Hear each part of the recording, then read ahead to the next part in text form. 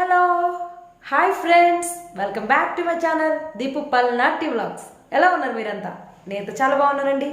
Today వచ్చేసి నేను చూపించబోయేది ఏంటంటే నాటుకోడి పులుసు. Very spicy. చాలా అందరికీ బాగా ఇష్టమే కదా నాటుకోడి పులుసు అంటే. సో ఈరోజు దానికి కావాల్సిన పదార్థాలు ఏంటో, తయారు చేసే విధానం ఏంటో మీకు చూపించేస్తాను.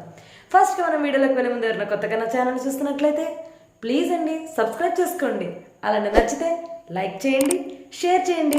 వీడియో మొత్తం చూసిన తర్వాత కామెంట్ సెక్షన్లో తప్పకుండా ఎలా ఉందో కామెంట్ చేయండి, ఓకేనా?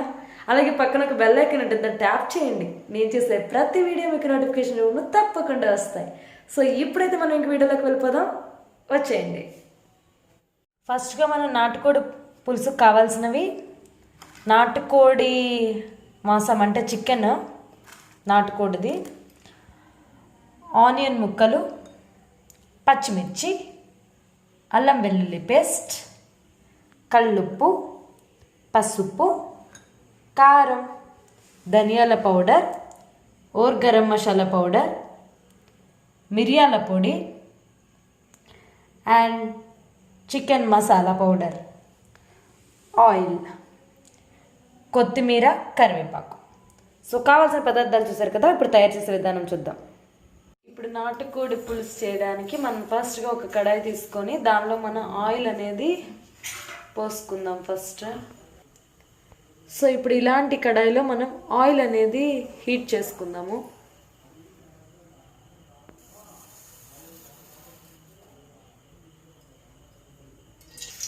ఆయిల్ హీట్ అయిన తర్వాత మనం ఉల్లిపాయ ముక్కలు వేసుకుందాము. వాటిని లైట్ బ్రౌన్ కలర్ వచ్చే వరకు వేయించుకుందాము. ఇలా వేయించుకోండి. నెక్స్ట్ మనం పచ్చిమిర్చి ముక్కలు కూడా వేసుకుందాము. మనం ఇప్పుడు అల్లం వెల్లుల్లి పేస్ట్ కూడా వేసుకుందాము.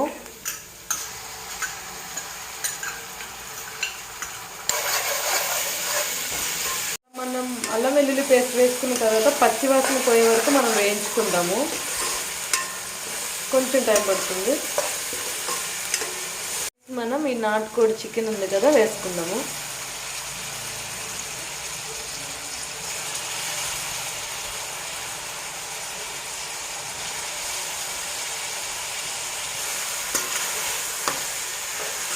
కల్లుప్పు వేసుకుందాం, కొద్దిగా పసుపు, ధనియాల పౌడర్ కొద్దిగా,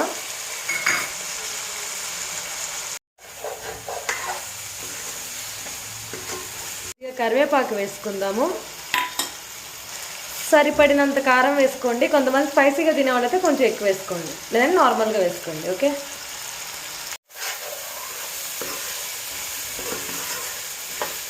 నెక్స్ట్ వచ్చేసి మనం వాటర్ అనేది పోసుకుందాం. కొంచెం నాటుకోడు కాబట్టి కొంచెం ఎక్కువగా ఉడకాలి కాబట్టి కొద్దిగా వాటర్ ఎక్కువగానే పోసుకోండి, ఓకేనా?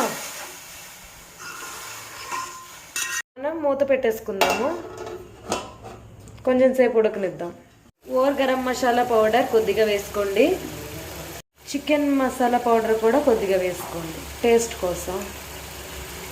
కొత్తిమీర వేసుకుందాం మనము.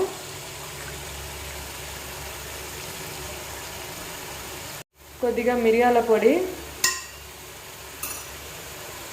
కరివేపాకు. ఫైనల్లీ కర్రీ అయితే అయిపోవచ్చింది. ఇంకా మనం ఒక డిష్లో తీసేసుకుందాం.